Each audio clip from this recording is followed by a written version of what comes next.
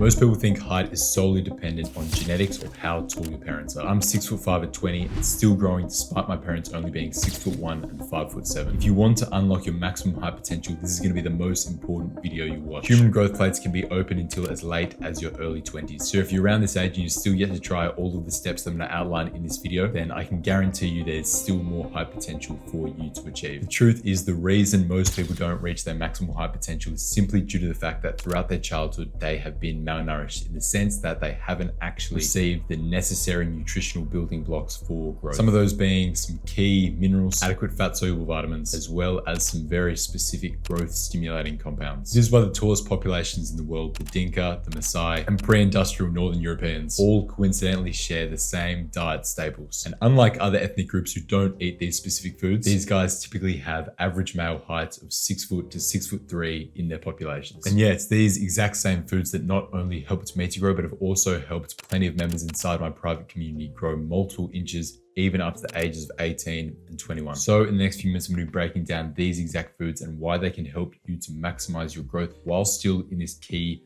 window of development in ways that honestly your current diet won't be able to do. So yeah, let's get into it. First food that I would highly recommend for you guys to include in your diets every single day would be raw, never frozen, fresh bone marrow. For one, it's super high in the fat soluble vitamins that we're actually going to be needing for bone growth. So vitamin A, vitamin K2, which are crucial for bone ossification. And then more uniquely, which is why I've decided to include them in this video, bone marrow obviously has a ton of stem cell supportive compounds, which our bodies will be able to utilize to help regulate bone turnover, growth factor signaling, and mineral deposition. So I'd recommend finding a high quality grass-fed organic source for your bones. And the ideal minimum amount would be having 1 to 2 longer cut in half bones with your meals every single day. The next food that I would highly recommend is raw royal jelly. You may have heard of it. It's the exact food that they feed to a worker bee to turn it into a queen bee, subsequently doubling its size and 30xing the bee's lifespan. So it has some super potent growth signaling molecules. What it notably contains is 10-hydroxy-2-decanoic acid, as well as some bioactive peptides that interact with our estrogen receptor pathways. If you didn't know, in young men, it's the hormone estrogen that is largely responsible for the fusing of our growth plates. That means because of the modulating effects raw royal jelly can have on the estrogen presence in our bodies, it is a perfect food for keeping growth plates open whilst we're in our late teens to early 20s. Aside from that, it's extremely high in B vitamins, B5, B6, B3, folate, and biotin. You really don't need much to reap the benefits. Literally just 1/4 to 1/2 teaspoon under the tongue every single day. The next main food that I'm going to recommend to you guys, which I've had every single day for the last 5 years, is going to be raw milk. Literally one of the most complete growth foods on earth. For one, it's got all of the necessary minerals that we need for bone ossification, such as calcium, phosphorus, magnesium, as well as necessary fat soluble vitamins. On top of that, if you are getting it fresh enough, even unrefrigerated, it's going to be rich in growth factors, growth supportive hormones, and IGF precursors. The high promoting benefits raw milk gives are no secret whatsoever. We can see in the numerous tribes that drink exclusively raw milk, they are significantly taller than the average man's height. For example, we've got the Maasai, the Mongols, the Dinka, all have average male heights of 6 foot to 6'3". And for some of these groups, raw milk easily makes up a majority of their diet. The next food is basically just raw milk on steroids. It's raw colostrum. Obviously, you got to make sure that you're getting it fresh, never frozen, ideally unrefrigerated. Literally no food on earth has a higher concentration of growth factors than raw colostrum. It's got all the IGF precursors, antibodies, growth factors, but you just got to remember that they are heat sensitive. That's why we need it to be from a high quality raw dairy source. On top of that, it contains 100+ immune and regenerative compounds that are going to protect and help the whole growth process, including lactoferrin and glutathione precursors. And then yeah, much like the raw milk, it has all the fat soluble vitamins, it has all of the necessary minerals. It really is a complete food. So if you do have access to a high quality raw colostrum source, literally spam as much of it as you can. Now, the next food may be a little bit surprising to some of you guys. It is